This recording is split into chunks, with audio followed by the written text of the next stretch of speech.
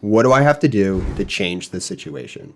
Real estate can provide that type of lifestyle that many people want. It's not that hard to achieve. It's wild and crazy, but it's cool to be able to sit down and share some content that can move the needle for someone else.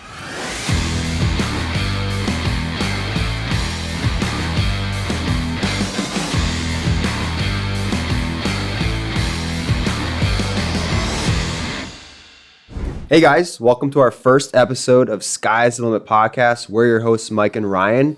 Very excited to be here and finally getting this off the ground. How you feeling, Ryan? How could I be bad? This is our first episode. We only talked about it for I know, it's been a couple years in the making and glad we're finally here and doing it. So yeah, the goal of the podcast for the listeners out there is to really just leverage our experience as real estate investors. The goal is to take a deep dive into real estate investing, share raw, unfiltered stories, numbers on purchases, sales we've made. Our stories and experiences can really help guide you to that next level and at least get you started if you haven't already. So what's new with you? Oh, a lot. I mean, we are slammed. We're busy with the new podcast, with all these properties we have going on, trying to get them leased and everything. It's wild and crazy, but it's cool to be able to sit down and sort of recap what we've been doing and hopefully share some content that can move the needle for someone else. I think it's important just for this first episode to talk about, who we are and how we met. And so I guess just kicking that off, again, my name is Mike Doherty, grew up in Connecticut, went to University of Connecticut, graduated in 2015, been investing in real estate for the better half of 7-8 years. I know you're a little bit older than me, a little bit, but we won't mention that. And started investing in real estate in really 2017. I want to say I bought my first two-family in New Britain, Connecticut. I did a house hack, which is where I lived in one unit while working a full-time corporate W-2 job in downtown Hartford, and really didn't like what I was doing at that job. It was a great gig out of college. Very grateful for the opportunity, but it really pushed me to explore and see what real estate investing is all about. So I ended up buying that duplex, and that was kind of the starting point. So from there, I think I met you a couple years after that. You were living in Texas, right? Right. Thousands of miles away. Good old Texas.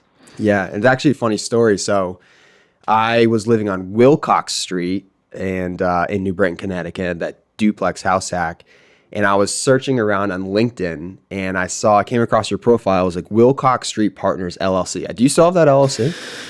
It's still active. Is it still active? Still active. And just like a random shot in the dark, like sent you a message on LinkedIn, and sure enough, you owned on that street, and I guess here we are today. Yeah. I don't know if I ever told you this, but I mean, let's be honest, like that's kind of like not the greatest area. There's some interesting characters. I look back on it now, I'm like, geez, I lived there. I know, me too. So there's some interesting characters on the street, right? Yeah.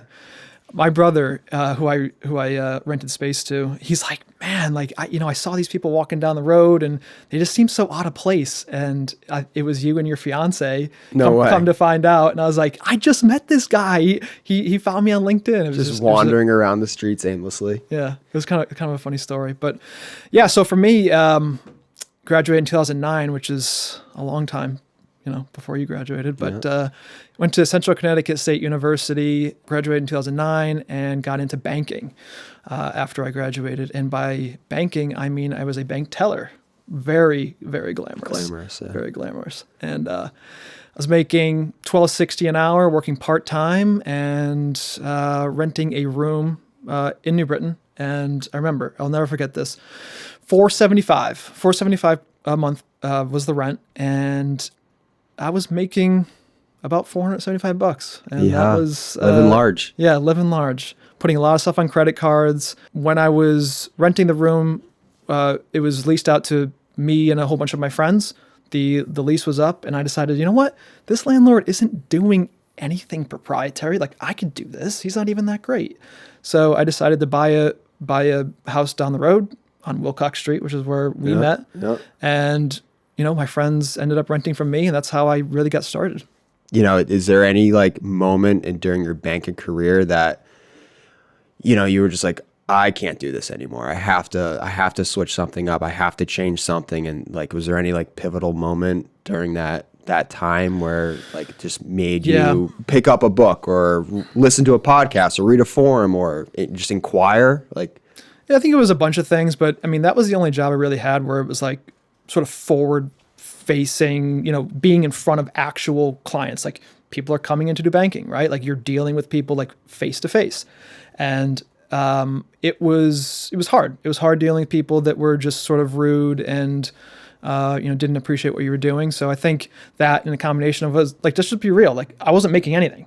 Like that's not what I wanted for myself, and it just wasn't a lifestyle that I thought was a fit for me. So I took it upon myself to get started in real estate and never looked back. just kind of segueing, I think it's important to note that like we are actively investing. We have not achieved financial freedom yet. Maybe we could retire in the next couple of years, but it also depends on the type of lifestyle you want to live. And I know for me personally, like I'm not there yet in terms of passive income from our real estate investments. But that's what's kind of unique, right? Is that we're in it, we're in the trenches, we're doing it, we're here sharing our experiences, both good and bad, and we can kind of all grow together. So I'm excited, and I think it's important to start the show maybe every week with some wins and losses, and just share what's going on with our current portfolio or lifestyles, events. What's going on? Like, what are you up to?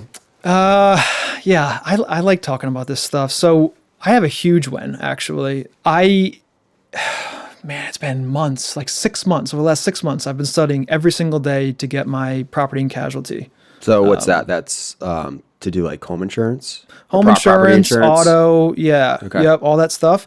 So as far as I see it, like it's a ton of synergies with what we're doing, right? Like there's nobody that owns a property that doesn't need insurance. Yeah. We need insurance. I'm also a lender, right? So all the people I do loans for, every single one of them needs insurance. So it's just something that I can offer. If they have a guy or a gal that they're, in with as far as that goes, that's totally fine. But I really like being able to like offer them quotes. It makes sense. It really made sense for me to go out and try to get that. So I studied my butt off, and You can say ass. It's okay. can I? Okay. I wasn't sure if that was cool enough. And I passed. I passed. The first time. I'm so happy to be done and get my like hour or two back a week. Yeah. And so now I'm really dedicating that time to do this podcast. So you're a full-time lender. So Right. you do commercial loans, residential loans, all of the fix and above. flip loans, hard money loans, Yep. a little bit of everything. There's really nothing we don't do other than like purchase of raw land or something to do with farms. Okay. So you're a lender, and now you can refer insurance to Correct. clients and friends and family and colleagues. Yep. Can cover the whole gamut. Very cool. All right. Yeah, that's good. So that's a huge win. How about you? Yeah, for me, I mean, so wins and losses, right? So on the loss side, I would probably say the eviction we just had to go through. That was huge. Out of all the years, all the purchases in units and multifamilies, have never had a full eviction, and this past month was the first real eviction, and so it's kind of eye-opening the costs involved in it. So just for perspective, this particular unit would rent out for $2,500 a month. It's a very nice duplex in Fairfield, Connecticut. And we inherited these tenants. It's a crazy story. So we inherited these tenants, bought the property maybe earlier this year, and we made one side into an Airbnb, and the other side we inherited these squatters. They were not on a lease, and they had a judge order to stay until June 30th, but they had to pay rent. So they were paying rent, $2,500 a month, and they had to be out by June 30th, and that's what the judge stipulated. June 30th comes around, sure enough, not out, so move forward with the eviction. So they didn't pay June rent, so you have 1 month there, $2,500 loss. July, still there, did not pay rent, and now we're renovating in August. So it's potentially 3 months of lost rent. So that's what, $7,500 there. Attorney fee, $1,500. Now we're up to $9,000. We have to still renovate the unit. Not to scare anyone, but I think the reason why we haven't had to do this because cash for keys, which is a really cool topic in itself, but cash for keys is you don't have to go through any of that. You literally pay the tenant to leave. Your rent's $2,500. I will give you $500, $1,000. Just please leave so I don't have to go through all this. So fortunate we've been able to do that. Unfortunate loss. Took a big L on this one. That now they're finally gone. Marshall came, escorted them out, put their stuff in a self-storage facility, and now we can move on. But yeah, it's it kind of goes into like the unforeseen, the roller coaster nature of being a real estate investor. There's wins, there's losses, there's ups, there's downs, and you just kind of have to move forward and keep going to get to the end goal, which is like begs the questions like, what's your why, right? Like, why are you even doing this? So I guess I'll ask you, like, why did you want to get involved? When you were in banking, why is real estate so important to you? Yeah, good question. It has to be well established because, like you said, there's just so many times where you're just like, is this for me? Is this for us? Like we were saying that, I think, like last week. We were Should saying we just start over. We were saying like we should sell everything, start over, because what we're doing is, is it for us? Is like you always say, what is it? Is the juice worth the squeeze? Is the juice worth you the always squeeze? say that. I forgot where I heard that, but it's a good one. Yeah. Yeah. I mean, sometimes you really feel like it's not. And like you just have to keep like that end goal in mind. It's the time freedom for me. Yeah. Well, you just had a newborn. I right? did. May, I did. Young May. daughter. Yep. So I probably for every, parent, I'm not a parent personally, but someday I hope to be. But for me, like I would look at my child or children and like, I'm going to do this for them. I'm going to put them through college. I'm going to give them better lives, and maybe real estate's the avenue to do that. 100,000% correct. And I think for me, it's like, I've been thinking about this a lot lately, especially with May. She was born in November.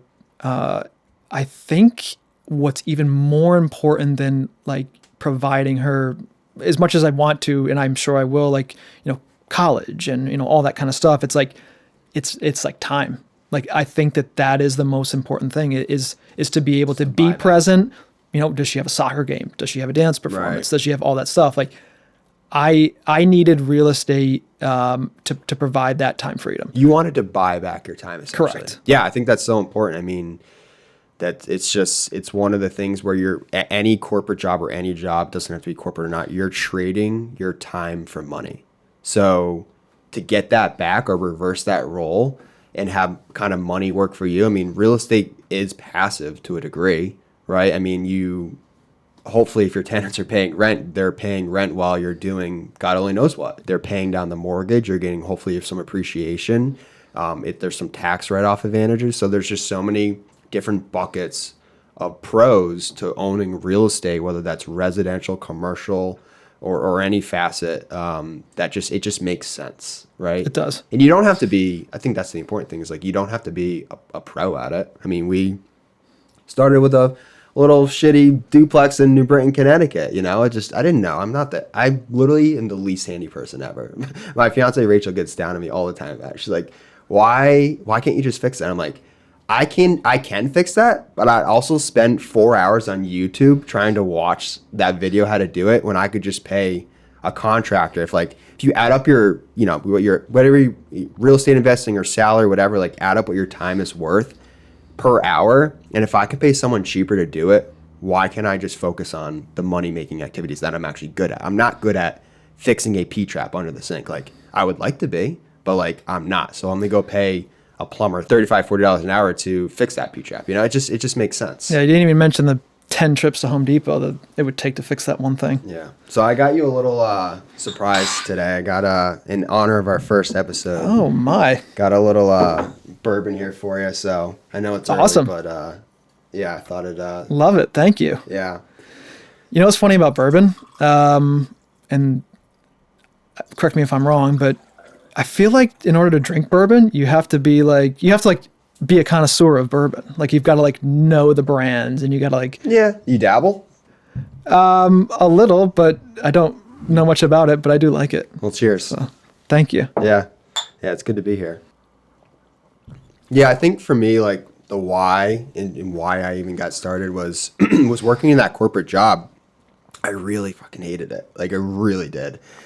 Sitting in the cubicle, 9 to 5, typical corporate job. Very blessed to be there. It was a great gig out of college, but I could not do this for 40 years. So there has to be something better. There has to be a better way to spend my time, to make money. I don't have to be rich, but like I just can't do this. Like Sunday scaries were real. The worst. Oh my God. So that really pushed me to want to learn more, to listen to podcasts, to hear people out, to see how people were scaling their rental portfolio. It's like, I mean, I don't know about you. Like I didn't come from money.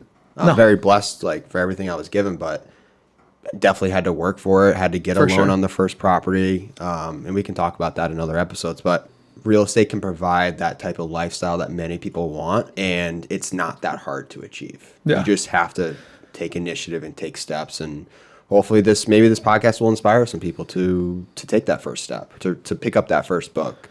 I mean, I remember reading Robert Kiyosaki's Rich Dad Poor Dad. That was like kind of the first stepping stone, the first real estate book. Pivotal moment. Yeah. Yeah. We gotta unpack this whole job thing. We can't just skip over it. I mean, you left your job in last March? Yeah. Oh my God. Yeah, you're right. So yeah, March of 2022. Right. Was working the W-2 job. Really didn't like it. Had to be something better out there. So always had an interest in real estate. Didn't really know what that would look like because you can't just quit your job and become a real estate investor unless you own a lot of property. So became an agent, got my license here in Connecticut and Massachusetts, started picking up clients, working with them and both, buyer's agent and listing agent, and was able to really supplement my W-2 income doing that full time. So I would be taking calls at my desk, leaving, calling out of work sick to go on appraisals, go on inspections. Honestly, it was like the writing was on the wall. But everyone was great that I worked with. No qualms there, no regrets. But yeah, I remember after buying my first rental property. So I got my first rental property, then I got licensed, still working that W-2 job. I would bring, down the road was the first, like the second rental property, I should say. But I would bring my lawnmower to work, and on my lunch break, I'd go mow lawns. I love this because at the story. time I couldn't afford to hire, for landscaping or whatnot. And people would give me shit all the time. But You used to come in with like grass clippings all I over know. your Yeah, nice I work can't clothes. believe it. I'll never forget how many times you hung up on me because your boss would walk by and we'd be on the phone talking about things other than what you were supposed to be talking about. Yeah, I know. It's crazy to think about, and I'm sure there's a lot of people out there kind of doing the same thing or just thinking how can they change their current living situation. And I think house hacking is a great way. I mean, it really is. You can use a low down loan if an FHA loan. Yep. Yeah, there's a lot of low down payment options. That's how I got started. That's how I got that duplex was a low down payment loan. I mean, if you're like me, I distinctly remember this, and to this day I don't know how I got the loan, but I was making $28,000 a year, and that is very little. So I needed that low down payment, and you pulled it off. I mean, you can, we can get into this later, but you can add in, 75% of the income that you're going to make on the property that you're purchasing, the rental income. So yes, I was making sort of peanuts, for the time, but, I was able to add on to that $28,000 a year, 75% of what the property is going to generate. Yeah, So, and here's the whole thing is even if you don't plan to, you didn't plan to live in that duplex, that, again, shitty 2-family in New Britain, Connecticut forever, course but not. it was a stepping stone to get you to where you are now, which is a beautiful house that you just built, right? right. And so I think it's so cool. Like for me, living that 2-family house, I was able to save majority of my W-2 income to afford to buy that next property. So, you kind of just deal with it for a year and then move on. It's not a forever thing. It's literally just a springboard and stepping stone to the next phase, the next level. Yeah, and that just all goes back to that whole notion of why are you doing something? Is it to build your dream home? Is it to supplement your income so you can leave your job? What are the sacrifices that you're going to have to make during that course to get to your final goal? Yeah. Whether it's time freedom or like I said, building the house or spending more time with your kids, or, Right. you've got to keep it in mind. It's not going to be an easy road. I mean, I think personally, one of the worst parts is dealing with some of the tenants we've dealt with. I mean, that takes a toll on you. It really, really does. And you just, again, have to keep in mind, like, Your why. Your why. You have to know your why. I mean, it's kind of why we wanted to start this first episode with your why. I mean, there's way more exciting things to talk about and stories to share, but it really is the most fundamental part of being a real estate investor is why are you even doing this? Well, why do you do anything? Maybe you want to go into engineering. Like, why do you want to be an engineer? I don't know. I don't know the first thing about engineering, but I know that real estate investing particularly offered a better life, a more passive way of income. It's still active, very much active, but For sure. but you can grow it to a way where it is passive, and then you can focus on the things that you really like to do. So, I mean, I think real estate investing is for it could be for everyone. It could be for someone who has they love their corporate job and they just want, a little side hustle to put their kids through college, or they live a pretty lavish lifestyle and they need another little side hustle, or, to pay for who knows what. But there's just so many reasons. Every why is different. Your why is different than my why, and I would say that's the same for everyone. So I think just really figuring out your why is the groundwork and then you can start figuring out, okay, what's my buy criteria, right? Yeah, absolutely. So, and the other thing, just to piggyback on the whole why thing, is that at least I feel like you need to do something that you understand. And for us, like, real estate investing is something that we understand. I remember talking to you yesterday, you were talking about like commodities and stocks and stuff, and it's just so far over my head. It's just not something I would do. I mean, I do a little bit, but like, it's not something that I truly understand where I would like really dive deep. I think it's when I had my daughter, at least for a recent light bulb moment, was that I need to be able to spend as much time with her as possible. Yes, of course I have to work and I have to be away from home and at the office. I need to, do my thing. But at the end of the day, I mean, she goes to bed early. Like at the job I just left in November when she was born, I get out at 5. I've got a 30-minute drive home. She goes to bed at 6:30. Like, that's not a lot of time. Right. Like I don't want to be, for lack of a better word, like imprisoned, right? To, tied to a desk. And flexibility. I've got to have that flexibility. I've got to have the time freedom to be able to spend time with family, which is sort of, the most important thing at the moment. Yeah. I remember sitting on my couch in that duplex, still working that corporate job. Sunday comes around. I'm like, should I call out? I really don't want to go in. I don't want to do it. Don't make me do it. And I made a vow to myself, I never want to get that feeling again. And that for me was like the pinnacle, right? That was, what do I have to do to change the situation?